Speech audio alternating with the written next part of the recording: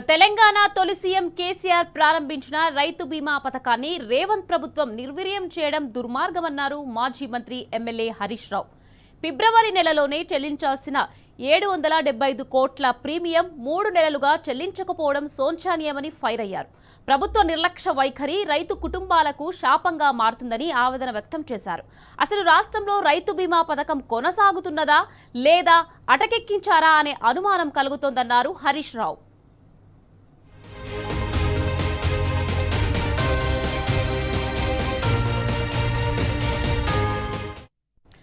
వానాకాలం రైతు బంధు ఎగ్గొట్టారు. యాసంగి పైసలు ఎప్పుడిస్తారని అసెంబ్లీలో తాము అడిగిన ప్రశ్నకు మార్చి 31లోగా మొత్తం చెల్లిస్తామని చెప్పి మాట తప్పారన్నారు. మొత్తంగా రైతు బంధు పథకాన్ని ప్రశ్నార్థకంగా చేశారని ఆగ్రహం వ్యక్తం చేశారు.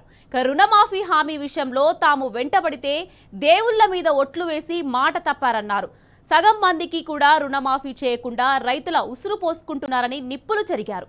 ఇప్పుడు రైతు కుటుంబాలకు ధీమా ఇచ్చే రైతు బీమా పథకాన్ని లేకుండా చేస్తున్నారని మండిపడ్డారు.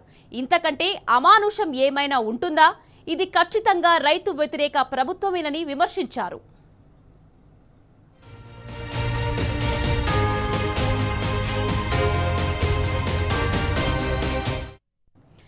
పాలన గాలికి వదిలేసి గాలి మోటార్లలో చక్కర్లు కొట్టే ముఖ్యమంత్రి మంత్రులకు రైతు కుటుంబాల కన్నీళ్లు కనిపించడం లేదా అని హరీష్ రావు ప్రశ్నించారు.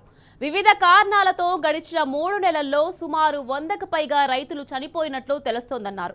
ప్రభుత్వం ప్రీమియం చెల్లించకపోవడంతో ఆయా కుటుంబాలకు రైతు బీమా సహాయం అందకుండా పోయిందని దుయ్యబట్టారు. ఒకవైపు కుటుంబ పెద్దను కోల్పోయి మరోవైపు రైతు బీమా అందక ఆ కుటుంబాలు తీవ్ర మానసిక వేదనకు అనుభవిస్తున్నాయన్నారు.